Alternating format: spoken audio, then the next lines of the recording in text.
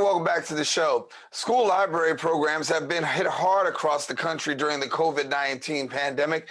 In New York City, funding challenges and changes to the way school is held online have led to the reassignment of school librarians away from their libraries.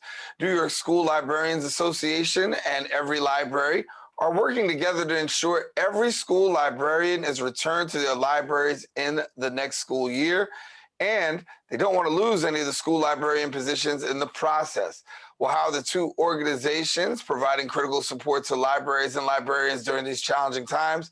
Well, joining us now to share a little bit more and provide further insight is the president of the New York School Librarians Association, Jillian Ehlers, and then also the executive director of EveryLibrary, Chrastka. And we thank you so much for being with us. Thank you, Daren. Thank you. Glad to have you. Jillian, I'll start first with you. Talk to us about school librarians. Very important. But given the fact of COVID-19, we know that job descriptions kind of like shifted a little bit. But talk to us about how school librarians have been effective in working throughout COVID-19.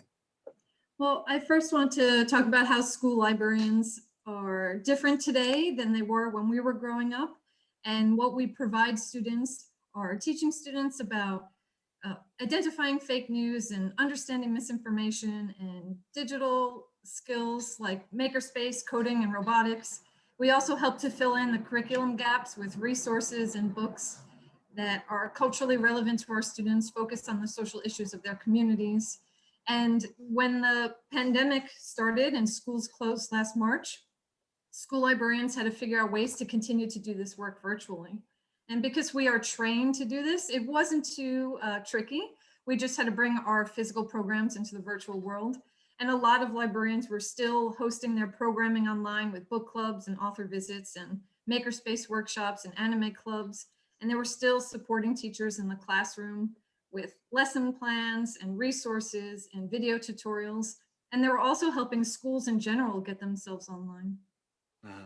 And here in New York, does every school have a library? So there are about 1,850 schools in New York City, and there's only about 250 certified school librarians. So we don't have the school librarians in the schools, and a lot of schools don't have the library spaces. A lot of school libraries have doors locked, lights out for years. Wow. And John, talk to me a little bit about library advocacy, because I know that's a little bit about what you do as well. Important to advocate for libraries and librarians, and share a little bit about that. Daren, it's not just advocating for the positions and the place, it's advocating for the students and the families at the same time. The work that the school librarians do for students of all different abilities, all different stages. I mean, in New York City, you've got a high percentage of kids who are English learners. Your proficiency rates on English and on math are below 50%.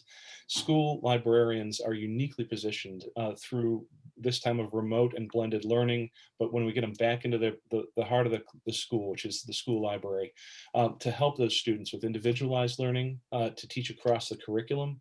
We're advocating for these positions and for budget for the school library programs because of the outcomes for kids. As Jillian mentioned a moment ago, from the height of 1,500 school librarians back in 2005 down to 250 or so today.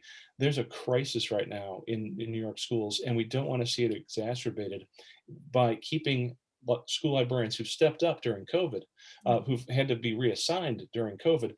There's a crisis that will be compounded if they don't get back into their school libraries in the fall of 2021. Tell me, John, a little bit more about policy. What policy initiatives could actually be of benefit to school librarians that maybe viewers are not familiar with?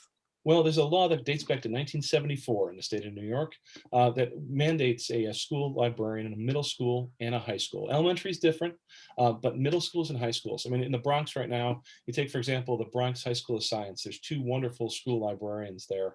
Part of that 1974 law, we'd like to see that applied all the way across the Bronx and the other boroughs for every student in New York City schools.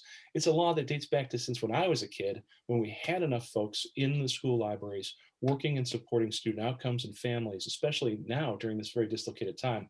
We're not looking for anything new here, Daren. We want to get back to 1974. Somebody in the middle school, somebody in the high school doing school librarian work. Mhm. And talk to me about how schools are funded, Jillian. Yeah, I mean, the school libraries are funded. We hear a lot about libraries and librarians, but how are they actually funded? School libraries are actually severely underfunded.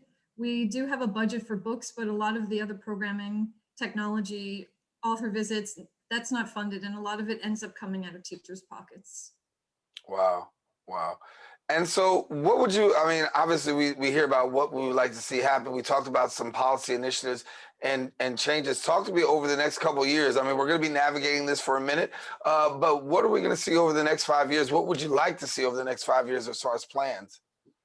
Essentially, we would like all those relocated and reassigned school librarians to be back in the libraries in September. I know that if we're back to in-person instruction, our school communities are going to be in crisis, and I really believe that school librarians will be at the forefront of healing our school communities. So that's our first goal, to get the school librarians back in the libraries. Well, knowing that you're doing I'm sorry, I didn't mean to cut you off, but let me ask this question, and I'll ask you both. You know, knowing that there's this need for school librarians, knowing that you're trying to get policy, public participation is huge in terms of furthering your goal. How can the public assist from your perspective in the work that you're doing? So EveryLibrary is really proud to be co-hosting a petition for the public and a letter that we're asking other stakeholders, other organizations and agencies to sign on to, that's directed to your new chancellor's office to help restore the school librarians to their libraries this fall. If you go to saveschoollibrarians.org, saveschoollibrarians.org, you'll be able to find that petition either as an individual, sign it and make your voice heard. To be engaged in the political process with the mayor's race this year is very important. So we want you to sign up early so we can keep in touch about what the progress is. But also on saveschoollibrarians.org, if you're a representative of a community-based organization, a parents group, education stakeholder, we'd like you to sign on to the letter. Because when a school library is present, every other component of education goes that much better. When you talk to parents, right, and you're dealing with parents on a day-to-day basis, are they aware of the situation that you're currently facing?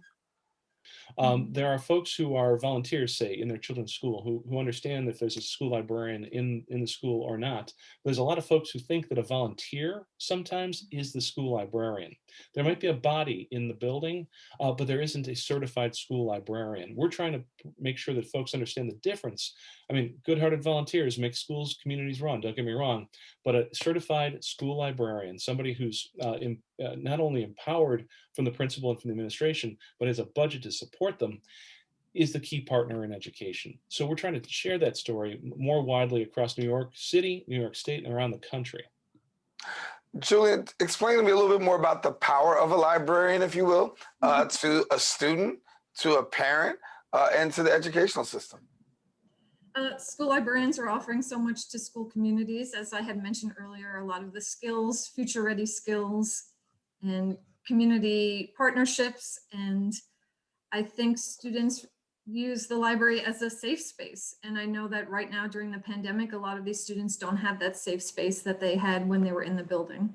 So we're so much more, our library programs are as dynamic as the school librarians that run them. So we have so much more going on than just books, but we're the safe space for kids. We're a space for kids to interact with each other and share passions and learn and take on just like information agency and creative agency and really explore who they want to be, who they are. And I think that's super important for students and the community. Right. And John, before we go, share with us a little bit more about how, again, the public can join in on the fight and the work that you're doing. Daren, I really appreciate that. Again, folks, if you want to come to saveschoollibrarians.org, the main page has got two elements up there. One is a petition. If you agree that every student should have access to a school library staffed by a certified school librarian all across the Bronx and the rest of New York City, please join us. We want to be able to send a message to the new chancellor's office to be able to talk with a clear voice across different parts of society that says we should be focusing, as we move from a very disrupted time into the next normal, on making sure that every student has access to those resources, but more importantly, the school librarian who helps them succeed. Mm-hmm. All right. Well, thank you, Julian and John. Listen, now, if you want more information, we encourage you to visit the website at NYCSLA.com or EveryLibrary.org. We do have more shows. Stay with us. Open is continuing right after this.